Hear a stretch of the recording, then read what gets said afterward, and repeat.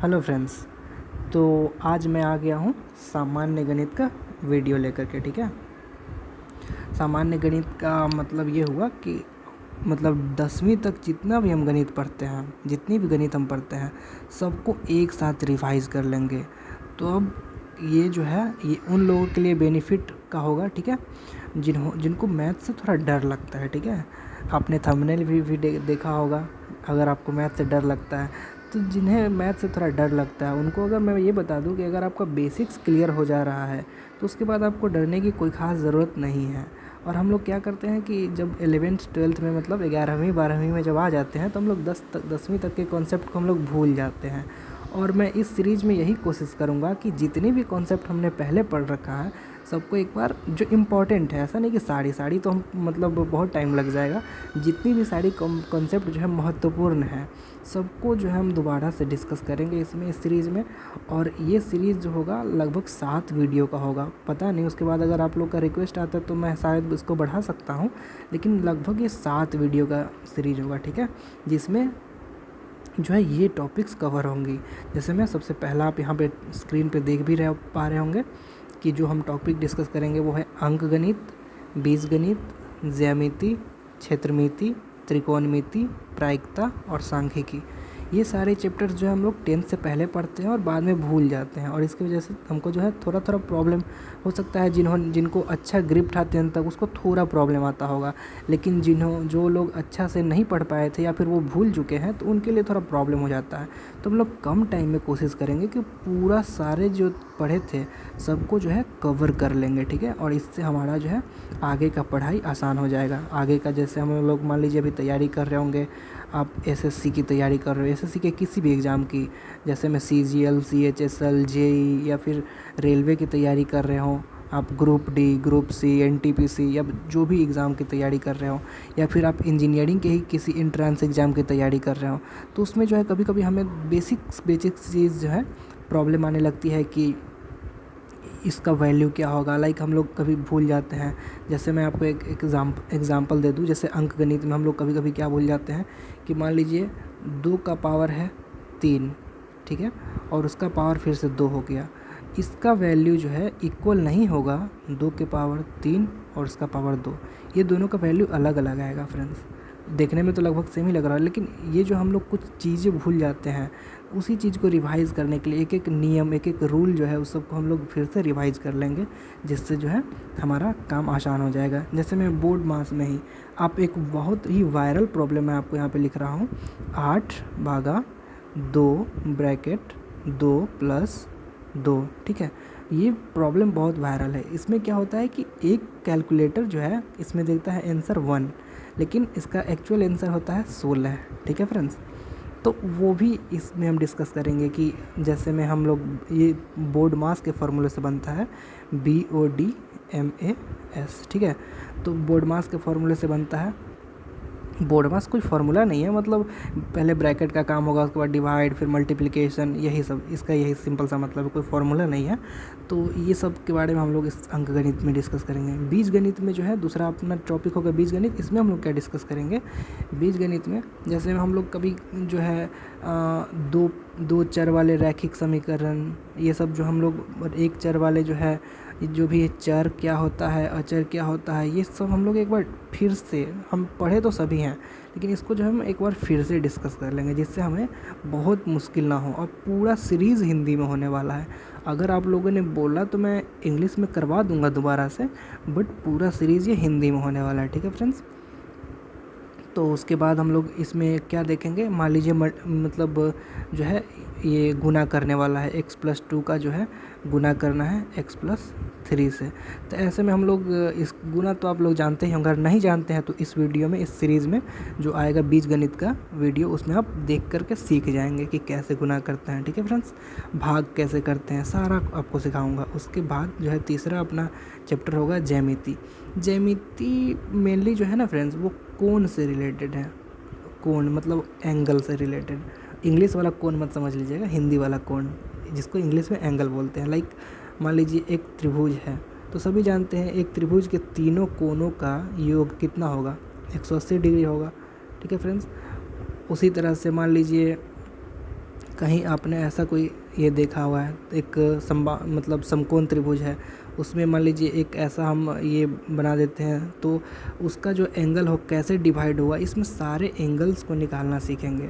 ठीक है फ्रेंड्स, जैसे एक बहुत अच्छे एग्ज़ाम में एक क्वेश्चन आया था कि एक कमल का फूल है, ठीक है फ्रेंड्स, और वो जो है सो थोड़ा सा ऐसे मान लीजिए 1 मीटर से वो टिल्ट हो जाता है, मतलब वो जो परिमिति वाला क्षेत्र है तो 1 मीटर होगा, और इसका हाइट मतलब जो वो होने के बाद उसका जो है हाइट दे दिया था कि इतना हाइट होगा, मतलब उसकी ऊंचाई दे दिया था।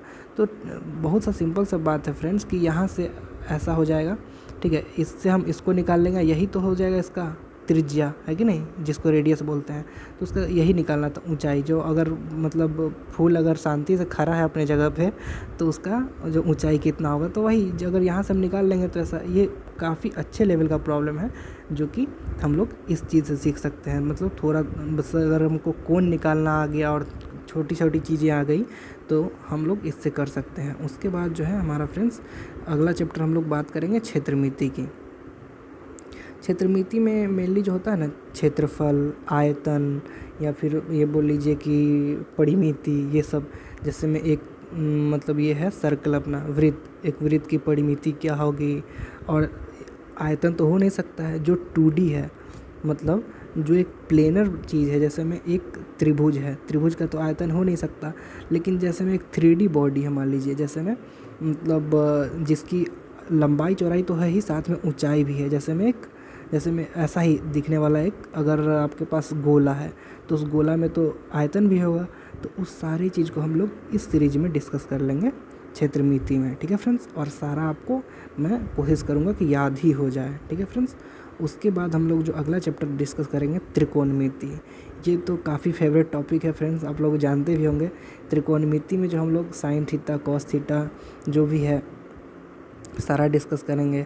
जैसे मैं मान लीजिए अगर थीटा यहाँ पे भी है और ये जो है बी है, ये है एच है, और ये क्या है फ्रेंड्स आपका एल मान लीजिए, तो ऐसे केस में अगर थीटा यहाँ पे है तो साइन थीटा का वैल्यू क्या होगा, साइन थीटा का सिंपल सा वैल्यू होगा h/l, ठीक है फ्रेंड्स। लेकिन अगर वही हमारा थीटा मान लीजिए थीटा हमारा यहाँ पे आ जाए, थीटा अगर इसको हम बोले तो अब साइन थीटा क्या हो जाएगा, अब साइन थीटा जो होगा b/l। तो ये कुछ चीज़ें मैं आपको इसमें समझाऊंगा भी, हालांकि आप लोग जानते भी होंगे और नहीं जानते होंगे तो मैं आपको फिर से जो है रिवीजन करवा दूंगा, तो आप जान जाओगे। उसके बाद जो हम लोग जो टॉपिक डिस्कस करेंगे उसके बाद जो टॉपिक होगा वो होगा ये अपना हो जाएगा प्रायिकता। प्रायिकता में क्या, प्रोबेबिलिटी जिसे आप इंग्लिश में बोलते हैं। तो इसमें हम लोग सारा डिस्कस करेंगे कि मान लीजिए एक सिक्का है, एक पे हेड मतलब एक साइड पे हेड होगा, एक साइड पे टेल होगा, और वो सिक्का को उछालते हैं तो हेड आने की प्रोबेबिलिटी क्या है, टेल आने की प्रोबेबिलिटी क्या है। इसमें तो काफ़ी बेसिक क्वेश्चन है, लेकिन इससे भी अगर आगे जाए फ्रेंड्स कि मान लीजिए कि एक सिक्का की जगह पे हमने 2 सिक्का उछाल दिया, ठीक है, या फिर एक ही सिक्का को 2 बार उछाला, तब थोड़ा पंगा आने लगता है कि क्या होगा इसका, 2⁻² होगा या फिर क्या होगा। मतलब उसको इस पूरा हम लोग अच्छे से डिस्कस करेंगे, मतलब जो है जो भी संभावित आउटकम है अब बट्टा टोटल जो है हमारा आने वाला वो करके जो हम लोग पूरा अच्छे से निकाल लेंगे इसको प्रायिकता को। और उसके बाद जो आखिरी टॉपिक होगा हमारा वो सांख्यिकी। सांख्यिकी में तो आपको याद ही होगा फ्रेंड्स, सांख्यिकी हम लोग पहले ही पढ़ चुके हैं, और इसमें बहुलक, माध्यिका, मध्य, ये सब जो है ये सारी चीज़ें हम लोग इसमें डिस्कस करेंगे।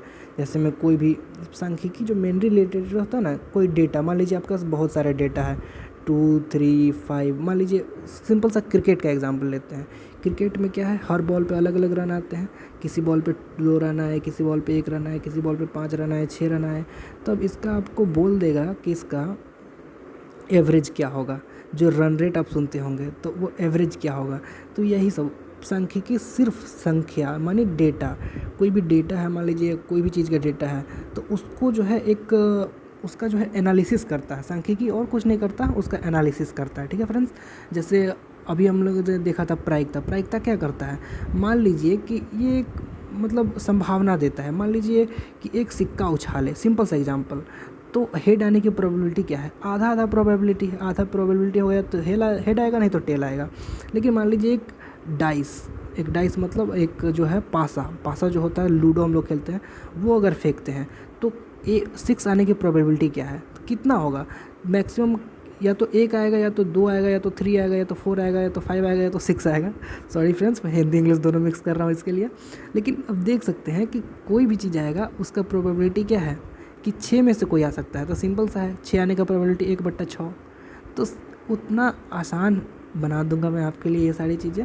और उसके बाद इसी सब को जो 7वां टॉपिक है हम सांख्यिकी, वो करने के बाद हमारा जो है ये सीरीज़ ख़त्म हो जाएगा और हम मेरे हिसाब से आप लोग एलिजिबल हो जाओगे, मतलब जो एसएससी और रेलवे या फिर इंजीनियरिंग के कोई भी एग्ज़ाम है उसमें बेसिक्स आपका क्लियर हो जाएगा, ठीक है फ्रेंड्स।